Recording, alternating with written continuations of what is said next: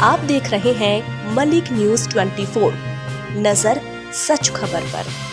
जीतू पटवारी के इस्तीफे वाले बयान पर बीजेपी ने पलटवार किया।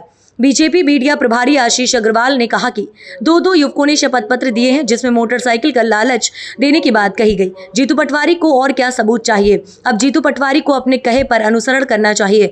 वहीं कांग्रेस के प्रदर्शन पर आशीष अग्रवाल ने कहा, छवि चमकाने के लिए जीतू पटवारी कार्यकर्ताओं का भावनात्मक दुरुपयोग कर रहे हैं।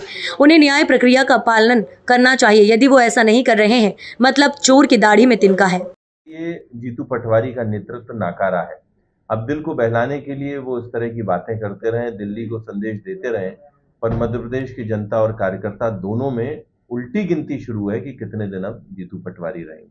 उनमें जो एफआईआर हुई उन्होंने उस पर भी कहा है कि जो अधिकारी बीजेपी के दबाव में काम कर रहे हैं उनको उनके पापों की सजा मिलेगी। सबकी लिस्ट तैयार हो रही है, वो सब लिखा जा रहा है, सब कुछ। देखिए, कांग्रेसियों का ये जो दंभ है और अधिकारियों को देखने का रवैया है, ये बहुत पुराना है और इसीलिए जब जब इनकी सरकारें होती हैं तो ये सिर्फ अधिकारियों को गरियाते हैं और जनता की मांगों को पूरा नहीं कर पाते हैं। ये भी कह रहे हैं कि जो यदि एक भी आरोप करता है वो इस्तीफा दे देगा। देखिए, देश बाबा साहब के संविधान से चलता है।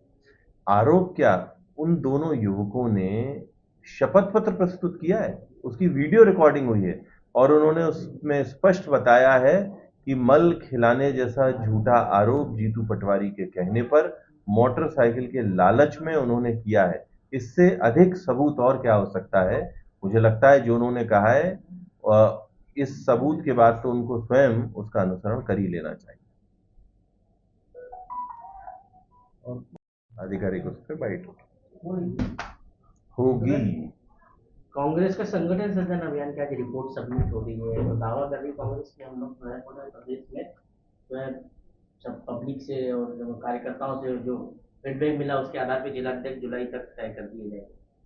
नहीं, ये कौन सा सृजन अभियान है जिसमें सिर्फ चर्चाएं चलती हैं और पुनः उसमें एक नेता को निपटाने के लिए अन्य नेता बैठते हैं।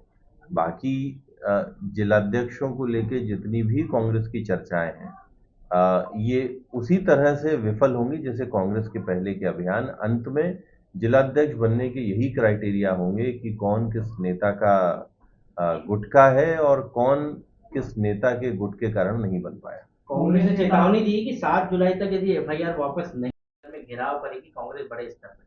देखिए, जीतू पटवारी अपनी छवि को चमकाने के लिए न सिर्फ समाज का अपितु अपने कार्यकर्ताओं का भी भावनात्मक शोषण कर रहे हैं।